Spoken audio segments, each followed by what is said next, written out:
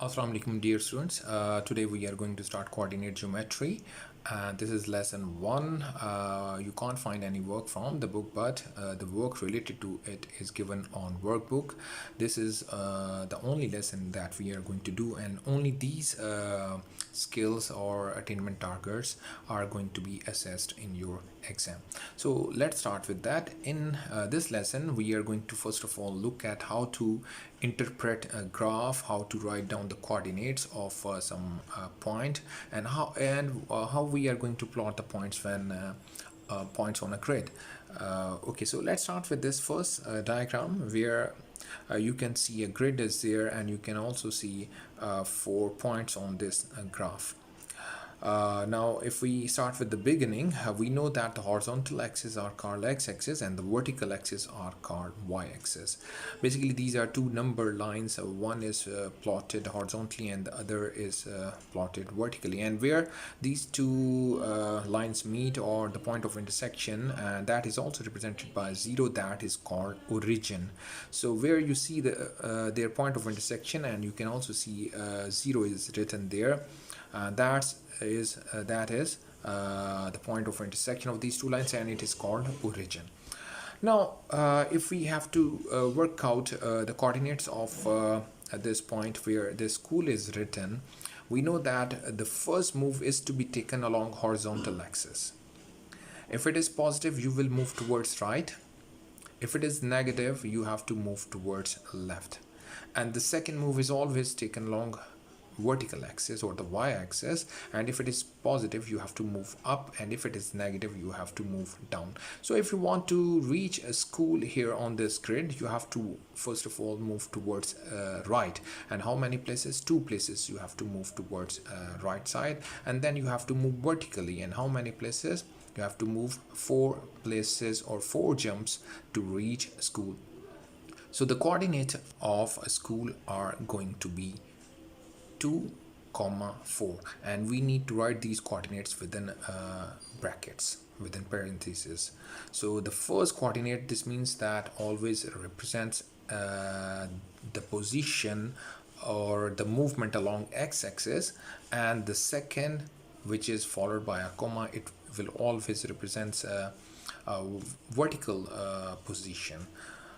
So if I ask you what are the coordinates of City Hall here, then how you will determine that?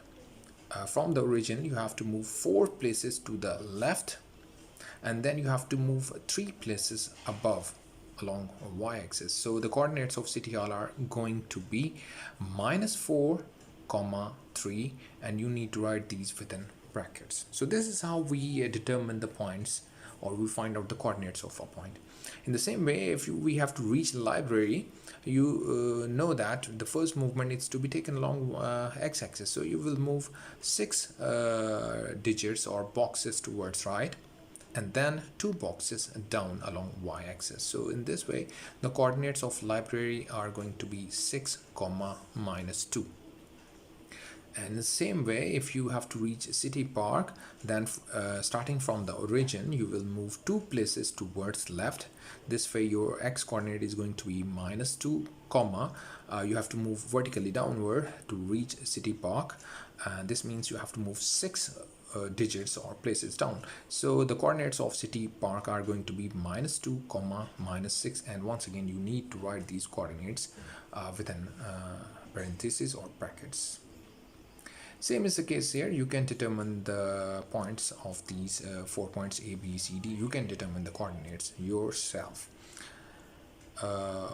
One more exercises here. You can once again determine the coordinates of these points, except point E. So how we are going to determine the coordinates of point E and B, because these are lying on point E is lying on x-axis, whereas point B is lying on y-axis. So if we determine the coordinates of point E, you know that the first movement is to be along x-axis. So starting from origin you will reach at E.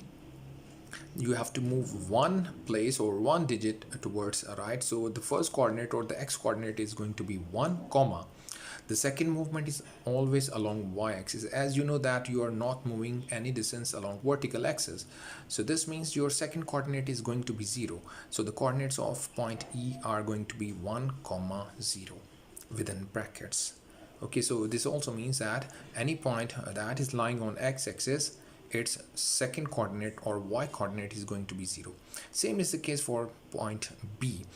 Starting from origin, you know that you do not have to move along x-axis. So this means that your first coordinate is going to be 0 in case of point B, comma, the second coordinate is going to be -4 because you are moving down, and its second coordinate is going to be -4. So the coordinates of point B are going to be 0, -4. So this is how you can also determine rest of the points, but these were important, these were different as compared to the previous slide, so I just explained that. Now some important concept here, and you can see on this slide, you can see two parallel lines are there and their equations are also given. The equation of the first line is given as y is equal to 2x plus 1, whereas the equation of the second line is given as y is equal to 2x minus 3. Now we are going to determine, or if the equation of a line is given and we are asked to determine its slope or gradient. Slope and gradient means the same thing. So gradient refers to the steepness of a line. Okay, now how we can determine that? Whatever is attached to the value of the variable x, that is called the gradient of that line. For example, in the first equation y is equal to 2x plus 1, 2, which is written in red, that determines or that tells you about the gradient of this line, this first line. In the same way, if you look at the second equation, y is equal to 2x minus 3, in this equation, once again, whatever is attached to the value of the variable x, that is going to be your gradient or the gradient of the line. So once again, in the second equation, the gradient is also the same, it is 2.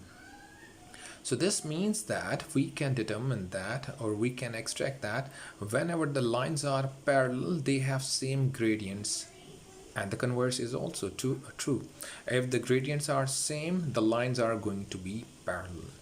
Now one more thing that you need to understand from this graph, the second part of the equations also tells us something about the equation. For instance, in the first equation, y is equal to 2x plus 1, this 1 tells us that this line will intercept y-axis at point 1. So this means that the second part of the equation always tells you the y-intercept of that line. In the same way, if you look at the second equation, which is y is equal to 2x minus 3, the second part minus 3 tells you that this line is going to intercept y-axis at point -3, or -3 is the y-intercept of this line.